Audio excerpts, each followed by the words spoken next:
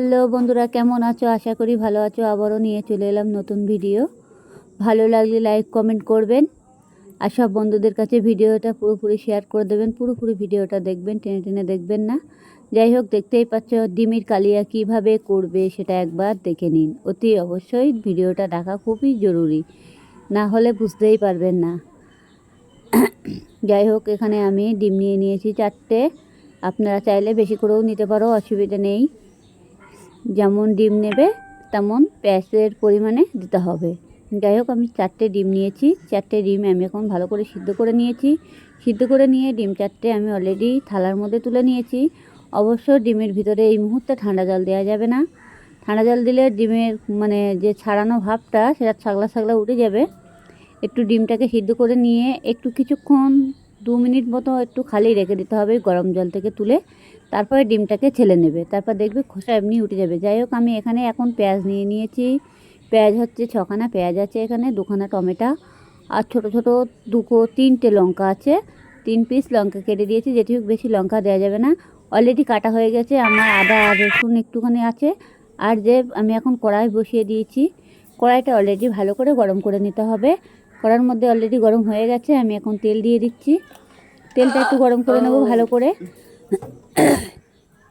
তেলটা ভালো করে গরম করে নিতে হবে অলরেডি। এবার কড়াইটা দেখতে হবে যাতে একটু গরমটা হয়ে তেলটা গরম হয়ে গেছে কিনা, তেলের বলক উঠবে। এবার তার মধ্যে আমি একটু লবণ দেবো তেলের ভিতরে। লবণ দিয়ে ডিমগুলো ভেজে নেব। এবার আমি লবণটা তেলের ভিতরে অল্প করে ছেড়ে দিয়েছি। অল্প করে, যেমন ডিমে লবণটা দেবে তেমন পরিমাণে এই যে দিয়ে দিয়েছি। বেশ, না হলে ডিমটা অনেক সময় ফোটে তো ফটাস ফটাস করে, এর জন্য তেলটা যদি গায়ে না লাগে সেই কারণে। এবার দেখো, আমি কড়াইয়ের ভিতরে ডিম দিয়ে দিয়েছি। ডিমটাকে ভালো করে লাল লাল করে ভেজে নেব। এভাবে লাল লাল করে ভেজে নিতে হবে ডিমটাকে। ডিমটা ভালো করে ভাজতে হবে। আপনারা চাইলে হলুদ দিয়েও ভাজতে পারো, কোনো অসুবিধা নেই। আমি অবশ্যই হলুদ দিইনি, হলুদ না দেওয়াই বেটার। হলুদ দিলে কী হবে, ডিমের কালারটা চলে আসবে, আর ডিমের কোনো টেস্ট থাকে না হলুদটা দিলে পরে দেখবে। আর হলুদ ছাড়া একটু লবণ দিয়ে ডিমটা ভাজবে, সেই ডিমের টেস্টই হয় ভালো, আর খেতেও ভালো লাগে। যাই হোক, ডিমটাকে ভালো করে অবশ্যই ভেজে নিতে হবে, একটু ফুলু ফুলু করে, একটু একদম পুরো লাল লাল করে ডিমটা ভেজে নিতে হবে। ডিমের কালিয়া করতে গেলে ডিমটা ভালো করে তেলে ভেজে নিতে হয়, না হলে ডিমের কালিয়াটা খুব সুবিধার হয় না, আর মশলাটা ডিমের ভিতরে ঢোকে না। ডিমটাকে ভালো করে ভেজে নিয়ে একটু করে ছুরি দিয়ে ফুটো করে দিতে হবে। বড় ডিমগুলো দেখো, তাও ডিমটা ফুটতে দেখেছো পটাশ পটাশ করে। লবণটা দিলে একটু কম ফোটে তেলের মধ্যে। অনেক সময় কী করি আমরা বলো তো, ডিমের ভিতরে লবণ আর হলুদ মাখিয়ে নেই, কিন্তু তাও দেখবে ভীষণ ব্যাপক পরিমাণে তেলে দিলে ফোটে। কিন্তু তেলের ওপরে লবণ দিলে কিন্তু ডিমটা কম ফোটে, কিন্তু কম ফোটে। যাই হোক, আমার ডিমটা দেখেছো এরকম ফুটছে, একদম পুরো চটাস পটাস করে ফুটছে ডিমের চেয়ে একদম। অলরেডি ডিমটা কিন্তু আমার ভাজা হয়ে গেছে, এরকম লাল লাল করে ভেজে নিয়েছি। এবার আমি ডিমটাকে তুলে নিচ্ছি। দেখবে যাতে গায়েটায় না লাগে, সেরকম করে গ্যাসটাকে লো করে দেবে। এবার আমার কড়াইতে যেটুকু তেল আছে, আর কোনো তেল দেবো না। এবার আমি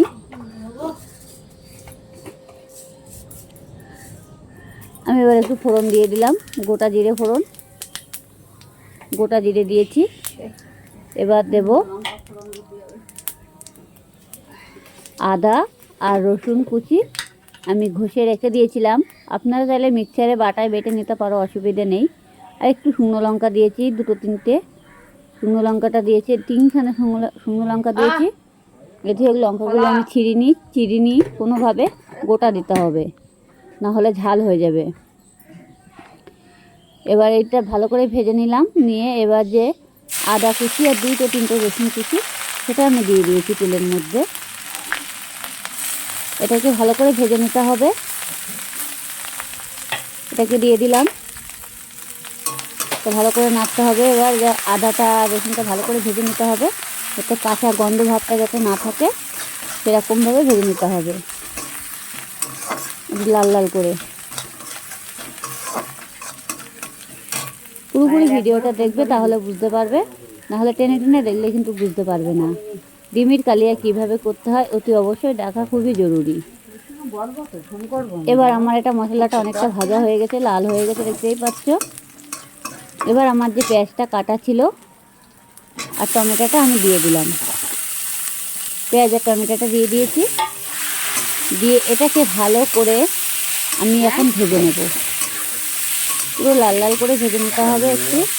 এটা তেল দেওয়া যাবে না, আর বেশি তেল দিলে এমনি গ্যাস হয়ে যাবে অতিরিক্ত।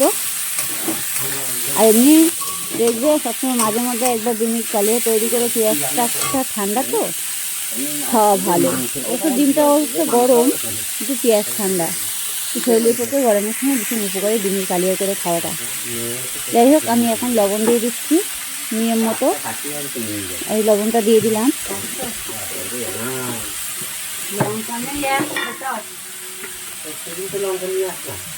লবণ দিয়ে দিয়েছি। এবার আমি দেব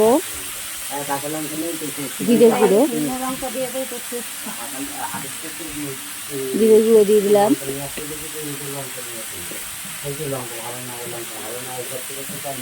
এবার দেবো হলুদের গুঁড়ো, হলুদ গুঁড়ো দিয়ে দিলাম। এবার এটাকে ভালো করে ভাজতে হবে। বেশিক্ষণ লাগে না, খুব সহজ রেসিপি। অতি অবশ্যই চেষ্টা করবেন, ঘরে বসে খুব তাড়াতাড়ি হয়ে যায়। এতে কোনো দেরি হয় না, কিছু না, জাস্ট পেঁয়াজটুকু ভাজার যেটুকু টাইম। আর ডিমটা, এটা আমার দেখতেই পাচ্ছ ভাজাটা একদম কত সুন্দরভাবে হয়ে গেছে। আর এইভাবে করে দিতে হবে যাতে পেঁয়াজগুলো গোটা না থাকে, একটু মানে নরম টাইপের হয়ে যায়। আর টমেটোর সাথে এমনিও পেঁয়াজ নরম হয়ে যাবে। এভাবে করে দিতে হবে, নাড়াচাড়া করে।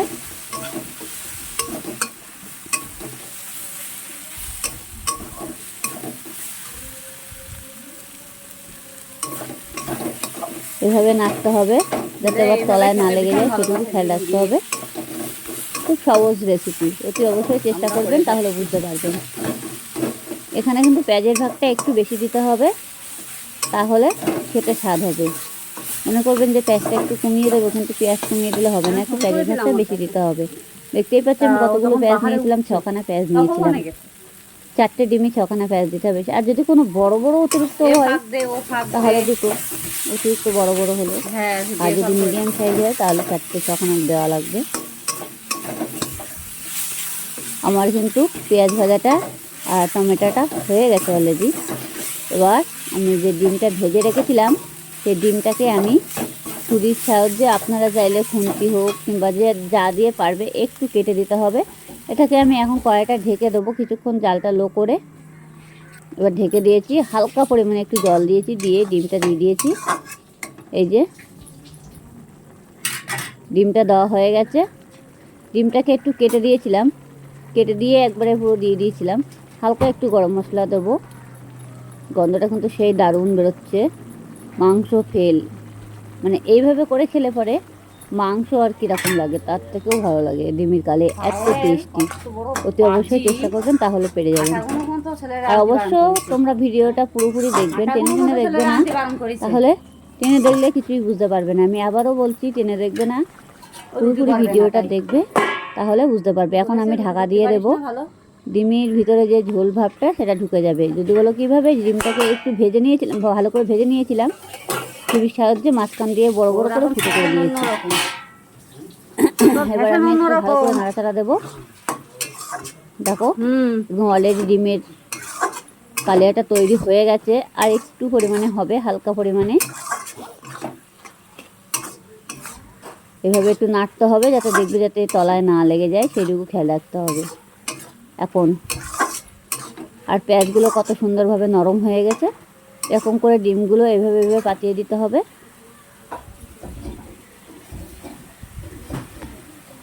এই যে পাতিয়ে দিতে হবে, মানে ডিমগুলোকে বসিয়ে চারি সাইডে পেঁয়াজগুলো তুলে দিতে হবে ডিমের ওপরে। একটু ভালো করে নাড়তে হবে এখন।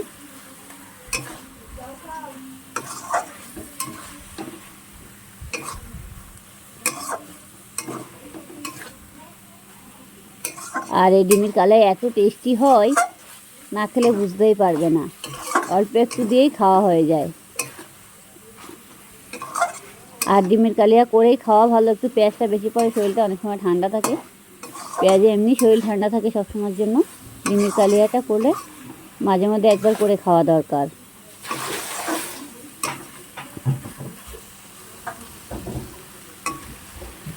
এভাবে দেখতেই পাচ্ছ ডিমের কোনো ঝোল ভাবটা কিছুই নেই।